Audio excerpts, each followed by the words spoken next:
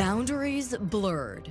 A teacher pleads no contest to talking with a 12-year-old student over social media. The season of giving. I do try to do it every couple of weeks. A community call for blood and plasma donations.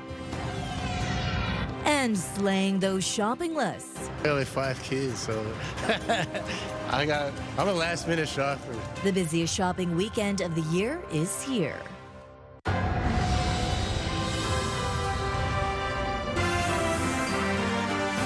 CTV News with Stefanie Masotti. Good evening, and thank you for joining us on CTV Windsor and AM 800. Tonight, a Windsor teacher has been suspended for dishonorable and unprofessional conduct.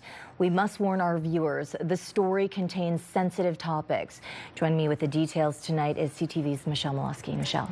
Yeah, Rusty William Gertson admitted to 3 acts of dishonorable and unprofessional conduct to the Ontario College of Teachers.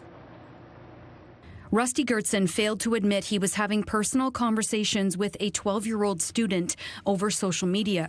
He also failed to tell his superiors those conversations were happening in the summer, and he never reported the student complained to him about an alleged rape.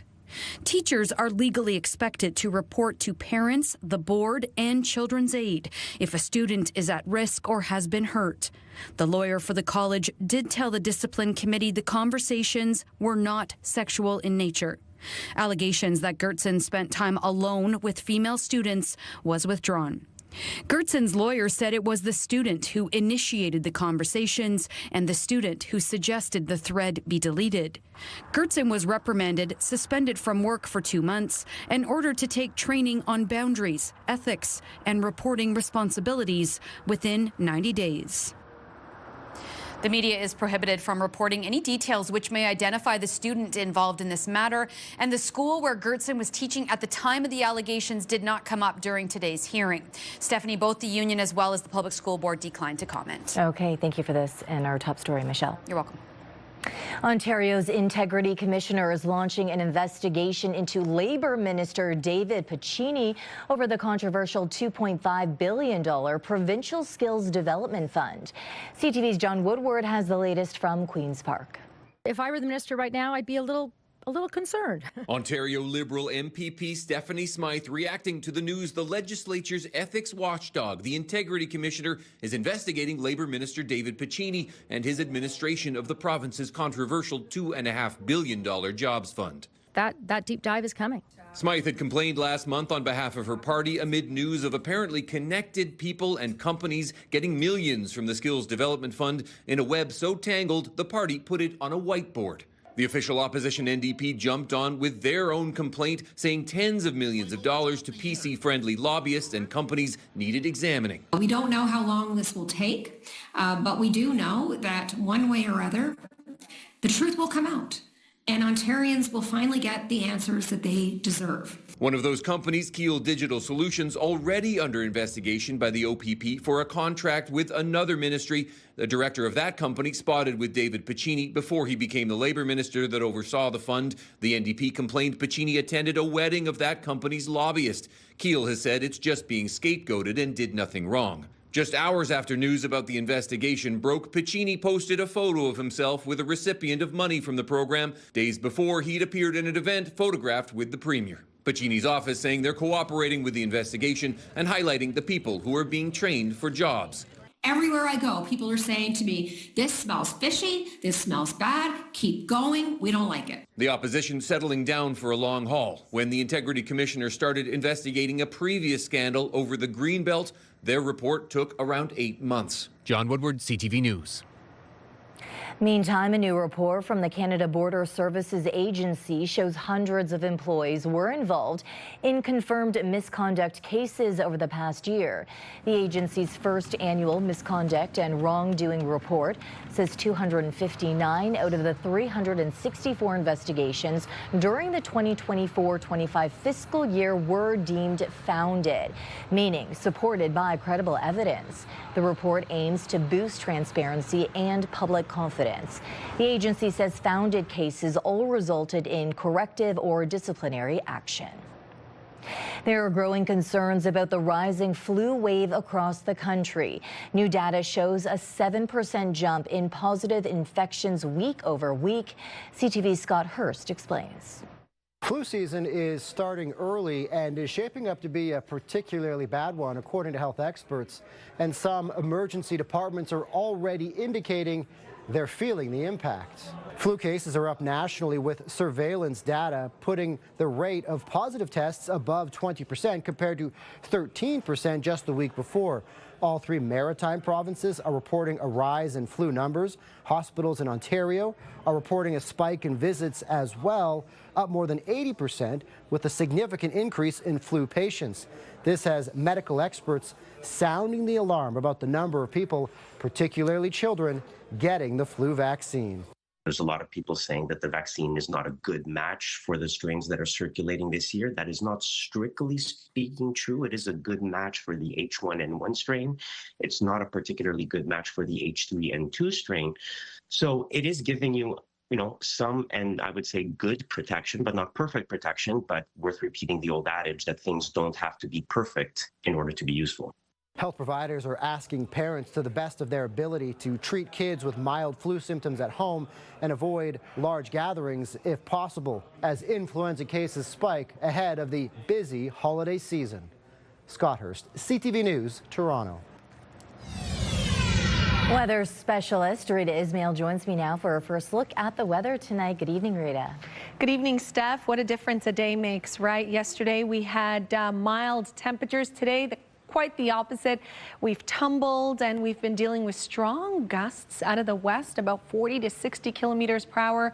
Good news, as we head into the evening, we're expecting the winds to start to ease, and that means some of those flurries we've been dealing with will also taper off. As we head into the weekend, we're tracking the next weather maker, another low pressure system that will push through. Our cold temperatures sticking around tonight. Sunshine expected to return this weekend, but we do have another chance for some light snowfall, and then a big warm up heading our way just in time for Christmas. We'll break down the forecast for you a little later in the show, but for now, back to you, Steph. The 2026 budget has been approved in the town of Kingsville, and it includes a 5.9% tax increase. That rate will drop to 4% once the county and education rates are factored in. That is an increase of around $158 annually for the average homeowner. Mayor Dennis Rogers says it's a very infrastructure-focused budget. It includes $2.6 million for road reconstruction and resurfacing, $1.4 million for bridge replacements and rehabilitations, and $270,000 for sidewalk replacements. Other capital expenses include replacing a fire engine and the street sweeper.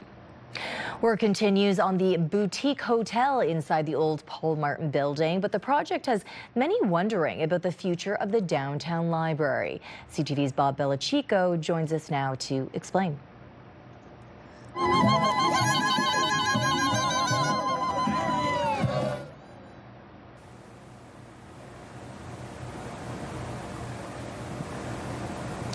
Well, Stephanie, there's a couple years left on the lease in the Paul Martin building with options to renew. But the question is, where will the library go if it has to move earlier than expected? Here's what I found out. What will be the fate of the downtown library once construction is done on the Paul Martin building? We're in no rush to leave, as far as I'm concerned, as a board member. One of the options on the table is to remain inside the Paul Martin building even after their lease expires in a couple of years. But if it comes down to getting the boutique hotel open sooner, I would be more than happy to have that conversation. City Councillor Ronaldo Agostino says no matter what, the library has to remain downtown and in the core. There are options, and if the stars align, he would like to see it next to City Hall in the Ontario Tourism Information Centre. I think as a board member, as a downtown councillor, my vision would certainly align greatly with what the mayor's looking at doing on that corner right there, to have a brand new central branch library right in the heart of downtown Windsor. There is still a lot of work to do inside the Paul Martin building. It's had its challenges in some of the design phase, but we're getting through it. That's developer Rob Myers giving CTV News a quick update on the progress of his boutique hotel in the Paul Martin building. Despite some unexpected challenges, Myers says he is thrilled with the beauty of the building. He suspects the hotel will be close to finished in a year from now. We're not in a panic to get it done. We just want to make sure when we get it done, it's very well done.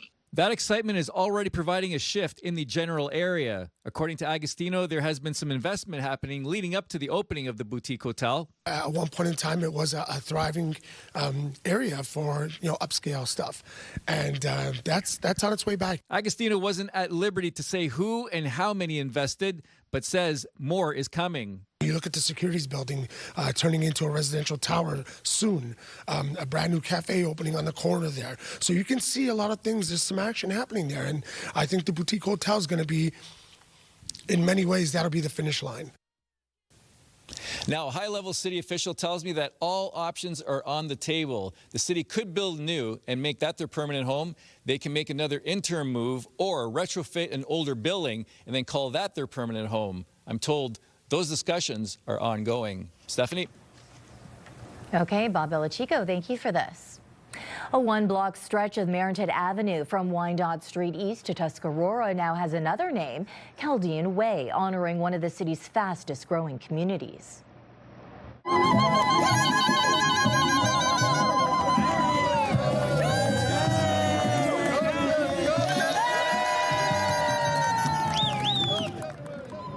The sign was unveiled this afternoon, steps from Holy Family Chaldean Catholic Church, a hub for the local Chaldean community.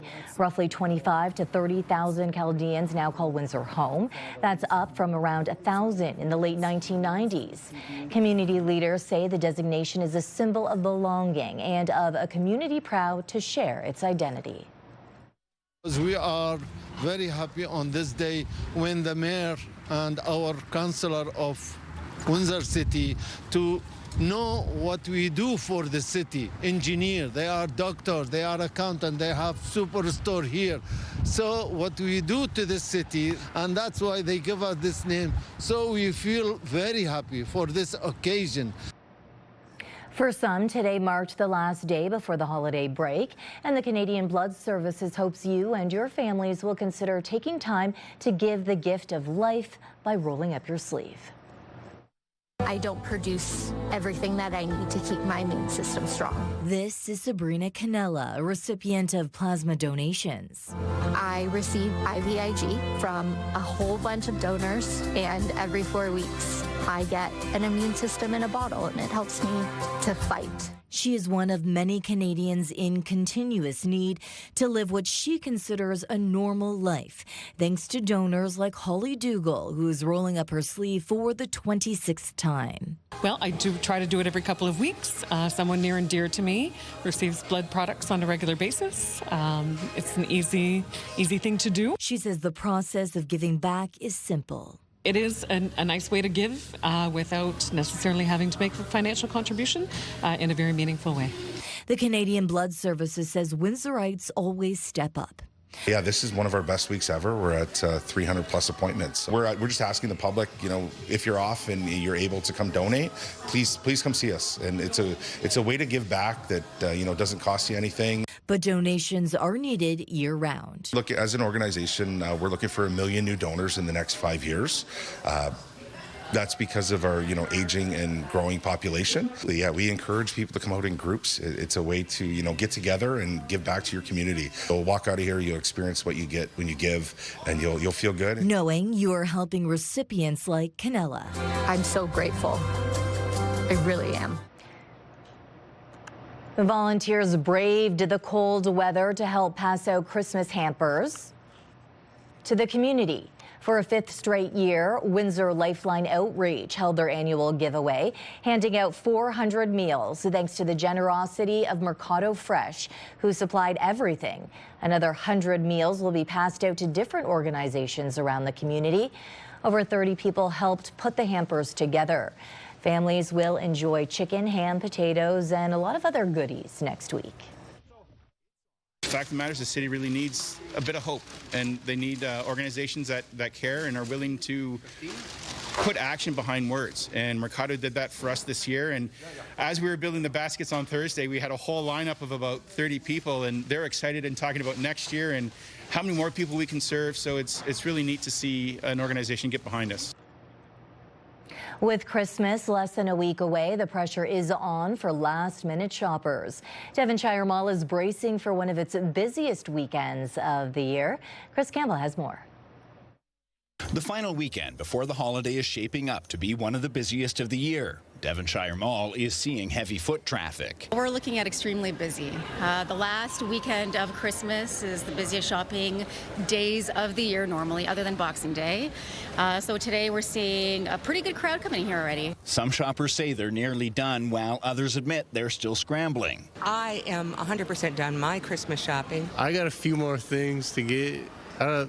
I got like 5 kids, so I'm a last-minute shopper. I am just starting. I'm almost done. We're just about finished. The mall says it's also seeing more cross-border traffic, with the exchange rate continuing to draw American shoppers looking for deals. The tenants are really noticing it, so they're taking advantage of it. And especially now with everybody trying to pinching the last dollar a little bit, with the way the economy is a little bit right now. I mean, it's really helping to save. Marketing manager Tina Asbrakis tells CTV News gift cards remain a popular fallback, especially for kids and teens, and they have no expiry date. She notes foot traffic is up 3% compared to this time last year and reminds shoppers to slow down. Just be prepared, calm down, and just remember it's Christmas. Christmas is supposed to be fun. I know that shopping can be hectic. You will get your list done.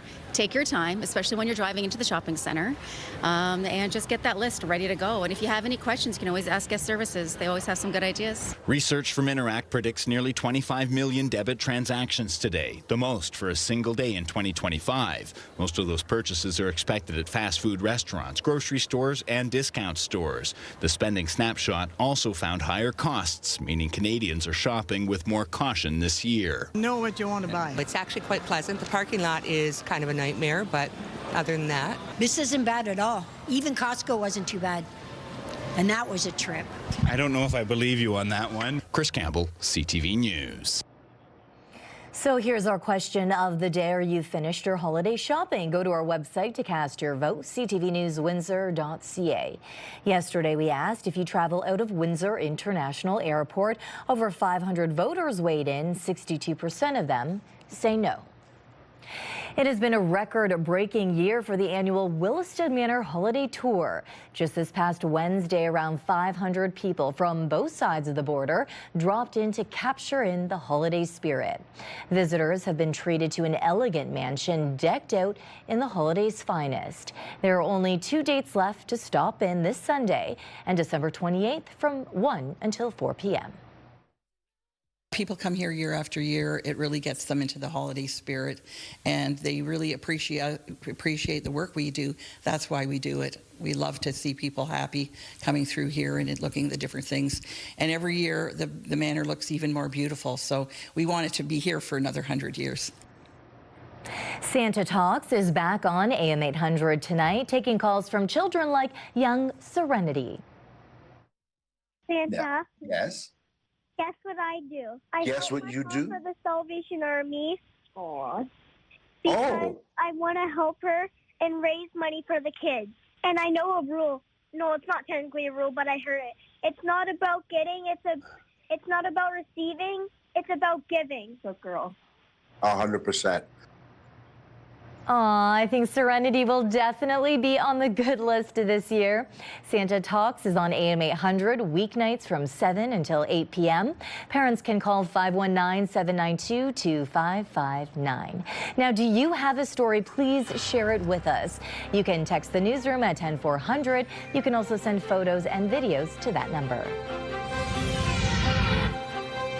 Terrorism and violent crime still ahead on Windsor's news leader. Police reveal disturbing charges tied to an ongoing investigation. Conviction overturned. When we return, after spending decades behind bars, new evidence changes everything. And Monday, for one local family, Christmas isn't just a season, it's a lifelong hobby. Now the public is invited. That's Monday at 6 on CTV News.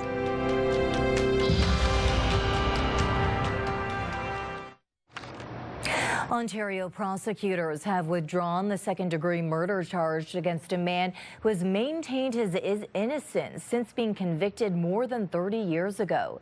Here's CTV's John Woodward on the legal win and the time lost.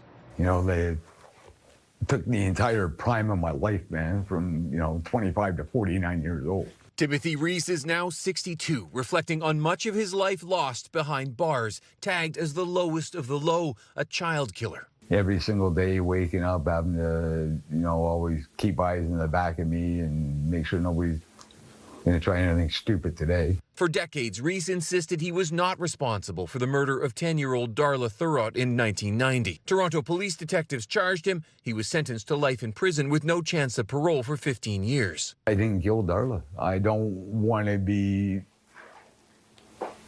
going to my grave labeled that way when it's not true. Initially, his appeals were denied, but then a new piece of evidence came to light, an audio tape of an interview police did with the building's landlord that was never disclosed to Reese's defense lawyers at the time. He said some highly incriminating things to the police, including that he had kissed her goodnight that night and had run into her in the bathroom in the middle of the night. That tape turned out to be crucial in the case. Ontario's Court of Appeal set aside the conviction, and on Thursday, prosecutors withdrew the murder charge. After 37 years, Tim Reese has finally got this thing off his back. It's been a very long haul for him. Reese grateful for the years of effort by lawyer James Lockyer and Innocence Canada. But some things time has taken can't be given back. My father passed. My mother's now in a nursing home and with dementia and everything. I know, seeing my mom and telling her, Mom, I finally won, I proved it. And she's just clueless. Maybe she understands and can't express it. I don't know. But that's pretty hurtful. Reese, a free man. As for that landlord, he'll never face justice. He died in 1999. John Woodward, CTV News. A Toronto man is facing a number of terrorism-related charges linked to ISIS, as well as dozens of other criminal charges related to the Jewish community. CTV's Jeremy Chiron is following this story. The RCMP and Toronto police announced these charges today, from kidnappings to hostage takings and terrorism charges linked to the Islamic State. 27-year-old Toronto resident Waleed Khan was taken into custody by the RCMP on November 26th. Khan is facing 7 terrorism-related offenses in connection with an RCMP investigation, including allegations that he conspired to commit murder for the benefit of, at the direction of, or in association with a terrorist group. He's also one of 3 people charged in connection with a Toronto police investigation dubbed Project Neapolitan, launched last spring after 2 violent incidents in the GTA. Khan, along with 18-year-old Osman Azizov and 19-year-old Fahad Sadat, are facing in that investigation a combined 79 charges, including kidnapping, attempted kidnapping with firearms, conspiracy to commit sexual assault, and hostage takings. Police say some of the offenses were informed in part by hate-motivated extremism and targeted women and members of the Jewish community. It's an absolute matter of urgency for our governments at all levels to work with law enforcement to take the steps necessary today to prevent not just the crimes that were announced earlier this morning, but to get at the root cause of this heinous violence. Meanwhile, earlier this week, the Canadian Security Intelligence Service said it sees no indication of a specific threat in Canada following a mass shooting at a Hanukkah celebration in Australia. But CSIS did warn of the realistic possibility of an extremist attack on the Jewish community here in Canada. Jeremy Sherrill, CTV News, Ottawa. Ontario Premier Doug Ford is in Buffalo, where he signed a declaration of intent with New York's governor this morning to advance the development of nuclear power. Who do we want to give our energy to? Our closest friends and allies, no matter if it's New York State or Michigan or Minnesota that we ship power down to. And that really, that's the future. We look forward to working together through this particular opportunity and many, many more as we focus on the sharing of opportunities and resources and intellect and expertise that'll help bolster both of our economies and keep us strong and to keep the lights on. The agreement includes Ontario Power Generation and the New York Power Authority leveraging our province's nuclear resources for the development and deployment of nuclear technologies. They include large-scale reactors and small modular reactors to meet growing electricity demand and to protect long-term energy security. Meanwhile, the Prime Minister has confirmed Canada will begin formal trade talks with the U.S. in January. Internal Trade Minister Dominic LeBlanc will lead the Canadian delegation in reviewing the North American trade agreement with their U.S. counterparts. Washington's trade representative says a lot will depend on resolving concerns about Canadian policies on dairy products, alcohol, and digital services. Yesterday, Mark Carney said certain trade irritants mentioned by the Americans are elements of a much bigger discussion about continental trade. We're learning more today about plans for a high-speed rail project linking Toronto and Quebec City. The Canadian press reviewed internal documents to do with ALTO, which is proposed to run around 1,000 kilometers. It suggests there would be a dramatic increase in the number of train trips through Canada's most densely populated region if the project is completed. A spokesperson for the Crown Corporation says the goal would be to have 20 to 30 trains per day in each direction between Toronto and Montreal. Currently, Via Rail has around 8 per day. Transport Minister Stephen McKinnon announced last week construction is expected to start in 2029. TikTok has signed a deal to sell U.S. assets to a group of American investors. The deal would see Oracle, Silver Lake, and MGX form a new TikTok U.S. joint venture with ByteDance, the app's parent company. The deal is expected to close on January 22nd. It's also subject to protections on American data and national security. U.S. user data will be stored locally in a system run by Oracle. This all brings TikTok closer to securing a long-term future in the United States, where it has more than 170 million users.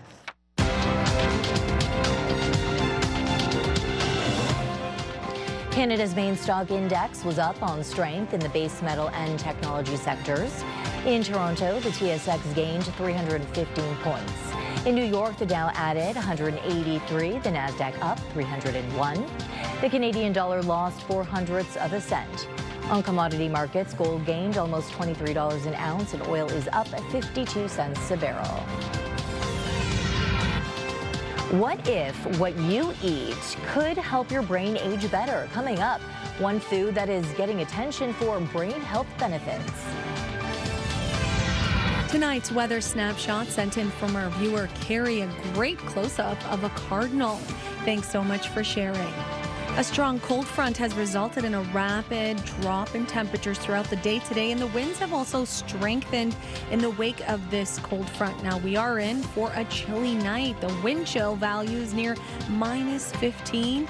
We do have a nice sun cloud mix in store for Saturday, but it won't be enough to warm us up. We do have a nice big warm up ahead though, just in time for Christmas. Discussion here at Windsor City Hall. Windsor's top stories. A major project is about to get underway. Breaking news alerts. Severe weather is a possibility. And watch live. Good evening and thank you for joining us. Download the CTV News app.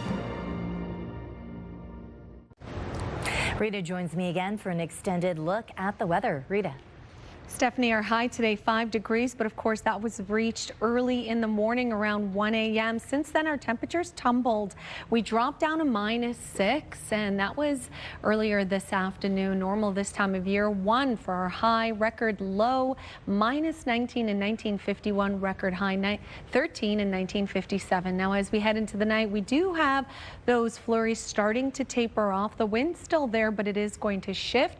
We had this flurry activity in behind that big low pressure system that pushed through yesterday. Along the warm front boundaries, we saw rainfall move in Thursday night, and earlier today the cold front swung through, and with that we saw some light snow and flurries in behind it as the winds kicked up out of the west northwest about 40 to 60 kilometers per hour. As we head into the night, we are going to be dealing with the winds right up until 9-10 p.m. tonight, and then a few clouds overnight, waking up tomorrow and nice mix of sun and cloud early on, but then another low pressure system will push through toward southwestern Ontario Saturday morning. And with that increased cloud cover for us, not a lot in the way of moisture for us here in Windsor, but certainly if you do have travel plans along the 401 eastbound, there will be some light snowfall and then flurries Saturday overnight into Sunday morning. Sunday, we're expecting mainly sunny conditions here, but a little bit on the cooler side. This evening, that cold wind will linger, -5. The winds out of the west, 30 to 50 kilometers per hour. Again, by midnight, we should see those winds start to ease, mainly cloudy, and then early Saturday morning, -7, feeling like -12. So what a difference a day makes from yesterday to today. So the cold start for your Saturday, but again, we are expecting a little bit of sunshine for Saturday. The high tomorrow, 3 degrees, and that's because the winds will shift tomorrow afternoon. They'll be out of the southwest, 30 to 50 kilometers per hour, ushering in that warmth. And that's relatively speaking in comparison to today, of course. We're not going to see much in the way of snowfall on Saturday, but Sunday we are expecting some light flurries to the east of us. The temperature will flip-flop, 3 degrees Saturday, -3 the high on Sunday. Your 7-day forecast is brought to you by Enercare, experts at home. Gets a bit tricky next week. Monday and Tuesday we have the system pushing through, so evening snowfall Monday will turn into showers for Tuesday. The high 9, the 4 degrees on Wednesday, and then for Christmas Day we're expecting to hit 10 degrees, and there is a chance for some showers on Thursday, clearing out nicely and remaining mild for Boxing Day on Friday. Lifetime, brought to you by Safeguard Medical Alert Systems. A new study out of Sweden finds there's no need to avoid the charcuterie board at your next holiday gathering. The study looks at the possible link between eating more high-fat cheese like cheddar, Gouda, and Brie and a lower risk of developing dementia. The study found that people who ate 50 grams or more of high-fat cheese a day had a 13% lower risk of dementia than those who had less than 15 grams a day. Now, while the study doesn't prove that consuming high-fat cheese lowers the risk of dementia, researchers say it does show an association. Holiday grocery shoppers and shopping is in full swing as families plan to make their annual culinary traditions, but it may be more expensive this year. CTV's Maria Saru has more on the look of prices of some of the holiday food staples. Grocery stores are getting busy with the holiday season soon in full swing, and some shoppers say they're watching where their dollars go. I try and buy everything on sale. Very expensive this year. The prices have really went up. CTV News compared the cost of a cart full of holiday staples this year versus last, using old online flyers and in-store prices. Experts say the price of turkey has stayed relatively stable, but this 6.2 kilogram grade A butterball is over $4 more expensive. This bagged salad is up about $2, and each can of cream of chicken soup costs a little under $1 more.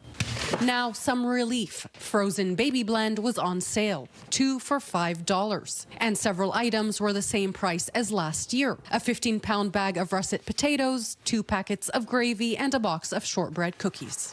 Now, let's say your family likes a traditional beef roast. Here's a more affordable cut, about 2 kilograms of sirloin tip. Last year, it would have cost nearly $26. This year, closer to $66. That brings our total to nearly $135 compared to $90 in 2024. The beef prices we're experiencing now are kind of a hangover from dry weather in 21, 22, and 23. Food economist Mike von Massow says drought across parts of North America drove the price of feed up. And with cattle prices not keeping pace, some farmers shrank their herds. It'll take time to rebuild supply.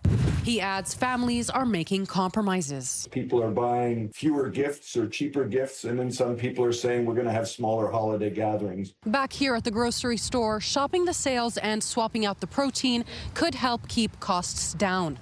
Maria Saru, CTV News, Charlottetown. A much-loved festival for pet lovers is hitting pause, but the story isn't over yet. Details when we return.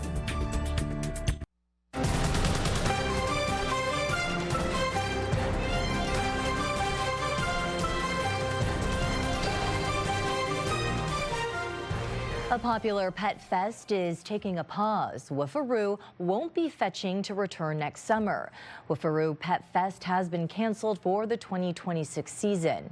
Organizers say unforeseen but positive changes to business and personal schedules mean they cannot give the event the time and attention it deserves. The festival, held in Amherstburg and known for dog sports, races, and vendors, draws animal lovers from across the region. The good news, this isn't the end of the leash. Organizers say Woofaroo is expected to possibly make a comeback in 2027. When it comes to trendy gadgets, they might make great gifts, but some of them can come with extra costs. As CTV's Pat Foran reports, the latest tech can also come with subscriptions. Flashy tech gadgets are everywhere. It's the holiday season. We're going to see a lot of things that we love. Before picking out a tech gift, lifestyle and tech influencer Jennifer Hernandez reads the small print and checks for subscriptions. They will give you access to some things, but then the better things, you have to pay for it. She's right. Many popular tech gifts offer basic features for free, but they may keep their most useful tools behind paywalls. That's why it's worth considering. Are you giving them a cool gift that's going to cost them in the long run? And are you willing to cover those subscription fees? And if so, for how long? Take fitness trackers. They give you health data at no cost, but some features that you might expect to be included, like deeper metrics or premium workout videos, usually require a subscription. When it comes to doorbell cameras, live view and basic alerts might be free, but features like cloud storage, person detection, or package alerts can come with an extra cost.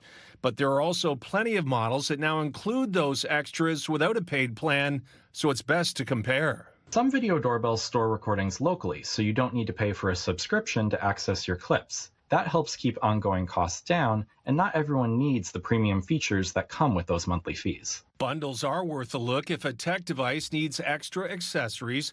Buying them together might be cheaper than paying for each piece later.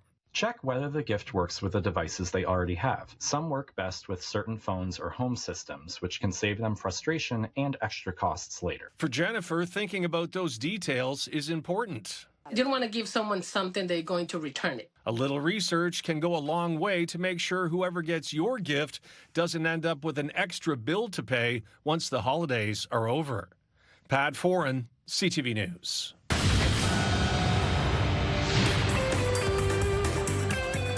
Jane Cameron's newest Avatar movie is expected to dominate the pre-holiday box office weekend. If there's something you can do, then you must do it. Variety reports Avatar: Fire and Ash is on track to bring in $90 to $105 million US in its opening weekend.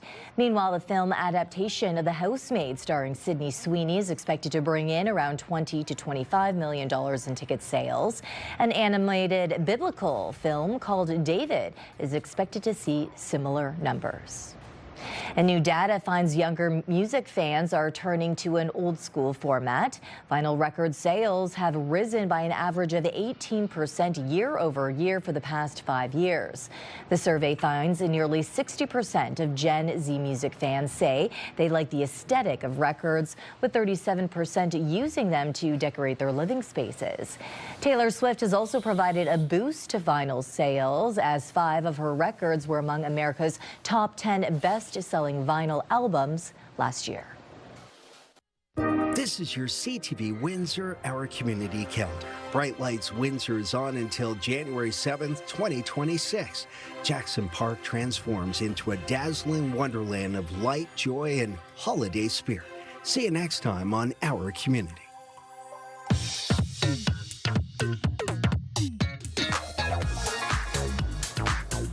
It's time to check in on what's happening now with Melanie Kettner. And Melanie, you have details on a recent traffic blitz. That's right, Stephanie. 214 tickets were issued during a traffic blitz in Windsor and Amherstburg. Windsor police say tickets were for cell phone violations, speeding, running red lights, and other infractions. Officers are reminding motorists to obey posted speed limits, drive responsibly, and make road safety a priority. We've got more police stories online at ctvnewswindsor.ca. Okay, Melanie, we always love things that are free. So in our online coverage today, we're also talking about free hockey and skating program. Yeah, for sure. So Nobby's Kids is back for its 18th season in Windsor. The program runs every Saturday until March at the Lansbury Lions outdoor rink. Nobby's Kids started in 2006 to provide free hockey and skating programs for children who face financial barriers. Organizers are looking for more help from the community with secondhand donations of skates and sticks. You can find the link to register or donate on our website. And in our social spotlight, a dance-off between holiday inflatables. Let me tell you. Whoa, first up, a dancing Grinch in a snowstorm. He's got some great rhythm. And then an elf showing his moves while trying to fight the windy conditions. They must really be tied down, Stefanie. Oh my goodness, I love that. You obviously have to smile when you see that. I think we need to get more, maybe inflatables on the roof. Maybe when Gary comes back, we can have a few inflatables next to him. He would love that. Those are massive ones, though. Okay, if viewers at home have some video they want to send you, how can they do it? They can email us at newsnow@bellmedia.ca or text it to 10400. And that's what's happening now. Thank you, Melanie.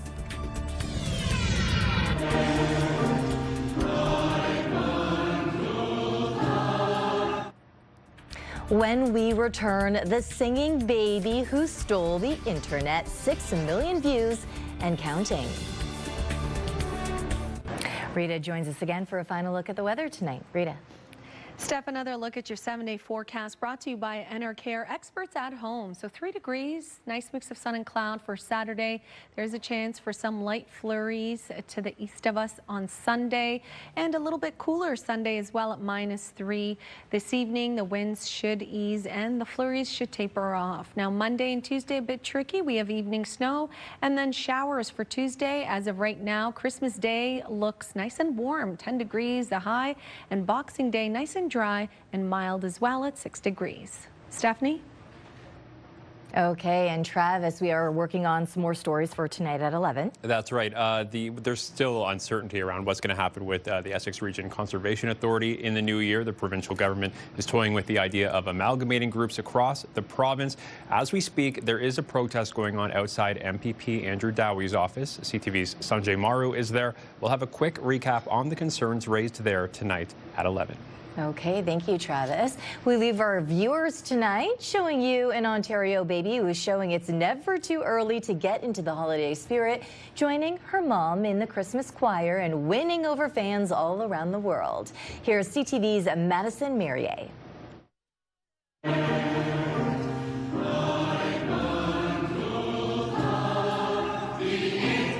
Bernard Lafontaine posted a video for friends and family, and over 6 million views later, she's getting calls from around the world. Sweden, Italy, there's liaisons from the USA that are working with People magazine and USA Today.